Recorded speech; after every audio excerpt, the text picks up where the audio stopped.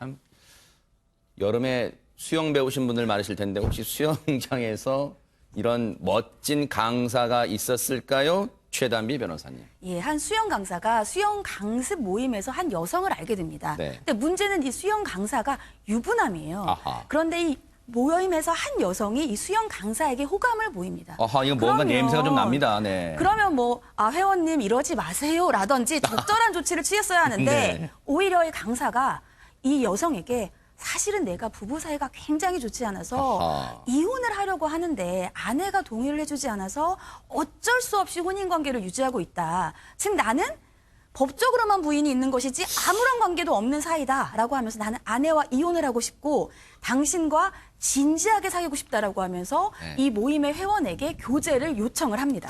우리 사파가 선생님의 상상력 보세요. 저 물속에서 아내와 이혼하고 싶어. 이렇게 말을 했을 수 있어. 이건 모르는 거니까요. 그런데 글쎄요. 이런 말에 일단은 이 사건 본격적으로 짚어보기 전에 이런 말에 흔들리게 될까요? 강선우 평론가님 어떻습니까? 좀 짓궂은 질문입니다만. 저 남성의 입장에서 이제 신뢰감을 심어주고 싶었던 것 같습니다. 그리고 당신과의 만남이 굉장히 진지한 만남이고 뭔가 나는 단기적으로 생각하고 있지 않고 장기적으로 당신과 만나고 싶다. 그런 신뢰감을 좀 심어주고 싶었던 것 같고요. 그리고 여성 입장에서는 그런 이야기를 들었을 때는 이 사람이 굉장히 힘들겠구나라는 그런 인간적인 동정심까지 느끼지 않았을까 싶습니다. 이렇게 수영 강사가 부부 사이가 안 좋아서 이혼하고 싶어요. 나 진짜 무늬만 부부예요. 진지하게 사귀고 싶습니다. 라고 했을 때, 이 수영 배우러 오신 분이, 아이고, 자유형이나 잘 가르치세요. 딴소리 하지 말고. 라고 했을까요? 최단비 변호사님 어땠습니까? 반응이 어땠습니까? 그렇게 했으면 오늘 우리 뉴스파이트에서 얘기를 안 했겠죠. 아하, 그러네요. 이 여성이 안타깝게도 사귀고 싶다, 나도 교제를 하고 싶다라고 오케이를 한 겁니다. 아하. 그런데 불행이 여기서 끝난 게 아니고요. 이 여성이 이 남성 수영 강사에게 그 이후에 교제를 하면서 돈도 내주기 시작을 하는 거예요. 왜요? 이 유부남 수영 강사가 이렇게 얘기를 합니다.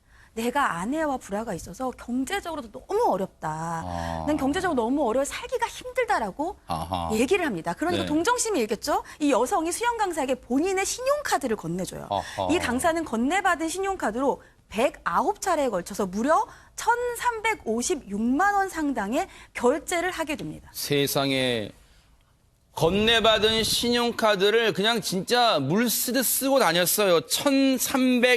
1,356만 원 정도의 결제를 했는데 그런데요.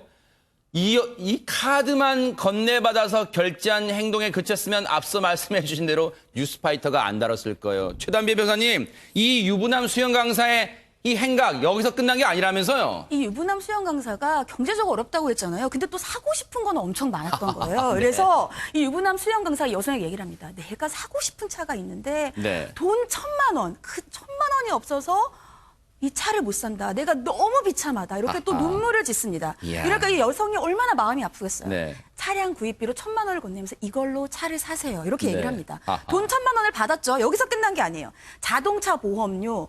아니 보험료도 없으면서 1,000만 원 또 내가 샀어요. 자동차 보험료, 차량 부품비, 신발 구매비. 신발 구매비는 좀 본인 돈으로 사지. 신발 구매비 명목으로 41차례에 걸쳐서 무려 6,628만 원의 송금을 받았고요. 넉 달간 건넨 돈과 카드 결제액이 무려 7,984만 원에 이르렀습니다. 넉 달간 8천만 원 돈을 이렇게 등쳐먹은 거예요. 그런데 오윤성 교수님, 이 수영 강사 뭐 얼마나 잘생겼는지 모르겠습니다만 우리 김기영 아나운서보다 잘생겼을 거예요. 뭐 얼마나 잘생겨봤자. 그런데 어쨌든 이 수영 강사가 작전이 좋았을까요? 왜냐하면 한 번에 큰 돈은 아니고 야금야금 좀 빼냈던 것 같기도 합니다. 예, 이제 수영장에서 가끔씩 이런 일들이 벌어져요. 아, 그래요? 예. 근데 이제 우리가 이런 말이 있죠. 개도 사람을 보고 짖고 사기꾼도 사람을 보고 사기를 치는 거예요. 이게 이제 애정 사기인데 이 남성 같은 경우는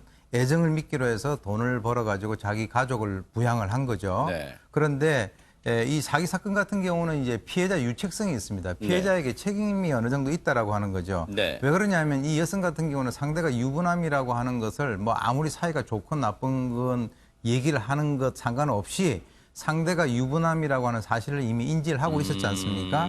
이 여성이 이제 싱글인지 아닌지는 밝혀지지는 않았습니다만은 왜 신용카드를 그 남성에게 줬을까?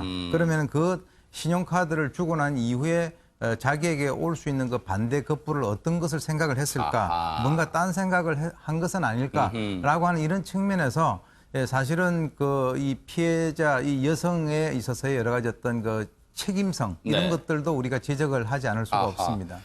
그런데요, 최단비 변호사님, 이 수영 강사가 유부남이라 그랬잖아요. 그러면 넉 달 사이에 갑자기 돈 씀씀이가 해퍼지면 뭔가 그 수영 강사의 아내도 뭔가 낌새를 알아차리지 않았을까요? 아내와도 이 여성이 건넨 카드로 함께 소비를 했습니다. 이 강사는 여성의 신용카드로 자신의 아내와 외식도 하고요. 하지만 이 신용카드를 건넨 여성에게는 지인이나 회사 동료와 회식을 했다. 즉 네. 아내와 회식했다는 얘기는 절대 안 했어요. 아하. 또 아내와는 이미 파탄났다라고 지속적으로 거짓말을 했고 네. 하지만 이 여성이 뒤늦게 모든 사실을 알고 경찰에 아하. 고소를 하면서 이 사건이 밝혀지게 됩니다. 배신감은 이루 말할 수, 뭐 금전적 손해도 그렇습니다만은 강성신 변호사님, 네네. 이 배신감은 뭐 말할 수 없을 것 같아요. 네, 배신감으로 인해서 이제 그 정신적으로 큰 고통을 받았다고 주장을 했습니다. 네. 그래서 이제 사기로 인해서 법원에서는 징역 10개월을 선고를 한 상황이고요. 네. 이게 아까 말씀하셨다시피 뭐 야금야금 네. 해서 계속 등쳐먹었다는 표현을 썼지만 네. 7,900여만 제가 썼습니다. 원. 죄송합니다. 제가 네네. 썼습니다. 네네. 네. 7,900여만 원의 어떤 그 착취를 했는데 네. 이 중에서 3천만 원만 이제 상환을 했어요. 아. 그리고 피해자도 엄벌을 탄원을 해서 법원에서도 이 경우에는 무거운 처벌이 불가피하다라고 네. 해서 사기에 의한 어떤 죄를 인정을 하고 기망의 고의를 인정을 한 경우입니다. 징역 10개월의 실형을 또 재판부가 선고를 했는데 최단비 변호사님, 이 재판이 어떤 시사하는 바가 있다면 어떤 점일까요? 아마 이걸 보시면서 이렇게 생각하시는 분들도 있을 거예요. 아니, 아내가 있는 남자랑 만났으면 그 여자도 잘못한 거 아니야?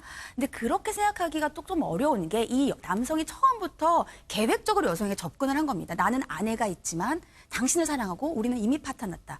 그래서 이렇게 큰 돈을 넘겨주게 된 거예요. 그래서 법원은 피고인이 범행으로 피해자가 재산상 손해도 입었지만 정신적인 고통이 더 크다라고 했습니다. 즉 범죄에도 재질들이 있어요. 이러한 범죄는 이 여성의 사랑을 이용해서 여성에게 정신적 손해까지 준 것이기 때문에 법원이 더 크게 엄벌을 했다 이렇게 볼 수 있습니다. 네.